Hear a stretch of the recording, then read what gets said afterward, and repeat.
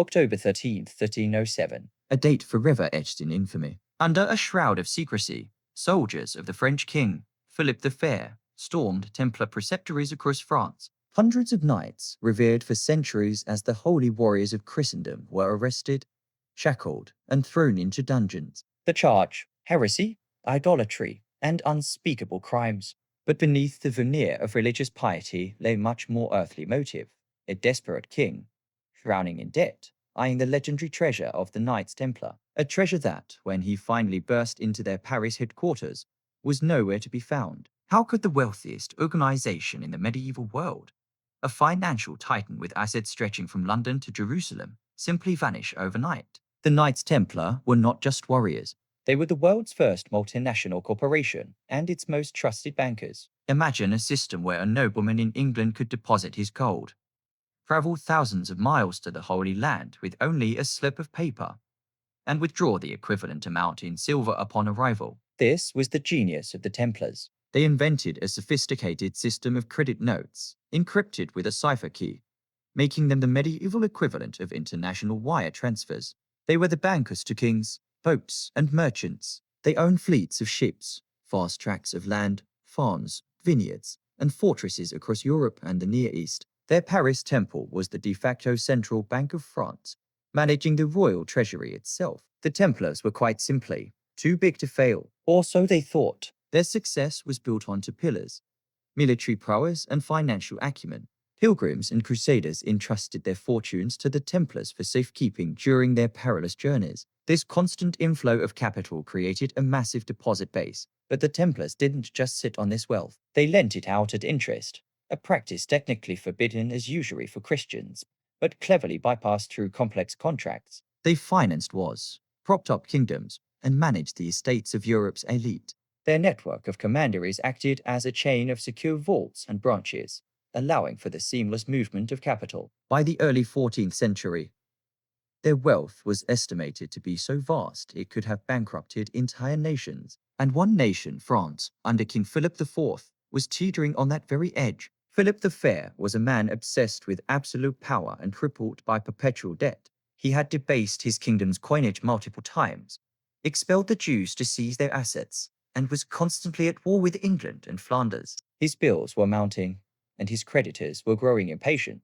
Standing before him was the Templar Order, an immensely wealthy, supranational entity that answered only to the Pope and was conveniently located right in his backyard. For Philip, the Templars were not just a potential source of funds, they were a threat to his authority, a state within a state. The solution was as brutal as it was audacious: destroy the order and seize its assets. The turning point came with the corporation of Pope Clement V, a Frenchman essentially captive to Philip's will. Using coerced confessions extracted through horrific torture, a narrative was crafted. The warrior monks who had shed their blood for the cross were now branded as devil worshippers. The Grand Master, Jacques de Molay, and other high-ranking knights were subjected to unimaginable torments. They were burned, their limbs were stretched on the rack, and they were starved until they confessed to spitting on the cross and other blasphemies. These confessions, however dubious, gave Philip the legal and religious cover he needed. On that fateful Friday the 13th,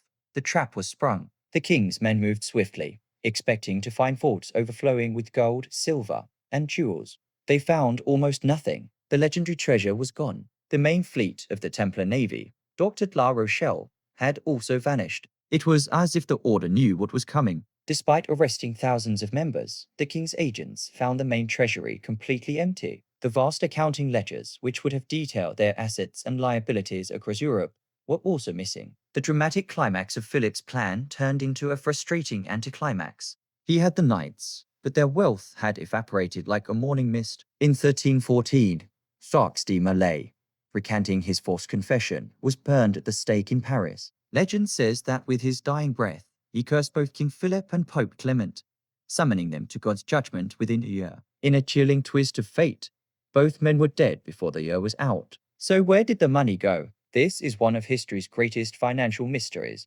One theory suggests the treasure was loaded onto the Templar fleet and sailed to Scotland, a nation then at war with England and excommunicated by the Pope, making it a safe haven. Some believe this wealth later helped fund Robert the Bruce's fight for Scottish independence. Another compelling theory points towards Switzerland.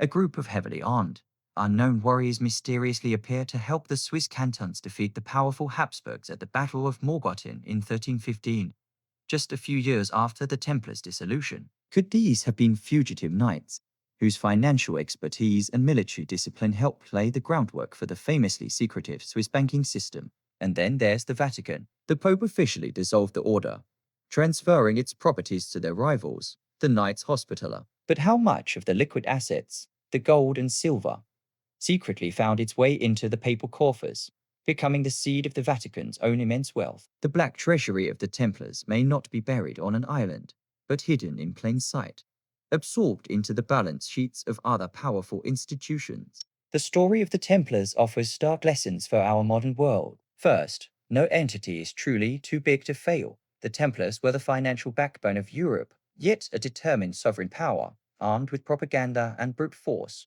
brought them down. It's a reminder that political risk can annihilate economic power. Second, the danger of concentrated power. The Templars' vast, unregulated wealth and influence made them a target.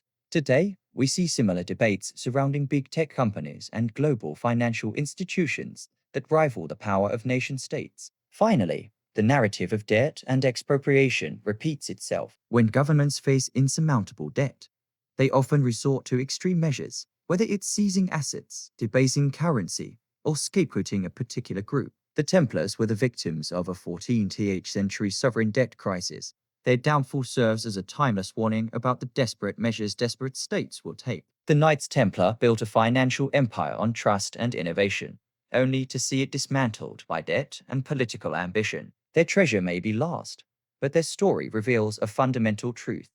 The line between wealth and power is always razor thin, and when a king's survival is at stake, no vault is ever truly secure. If you enjoy stories where history's greatest financial mysteries reveal truths about our world today, subscribe. We are going even deeper next.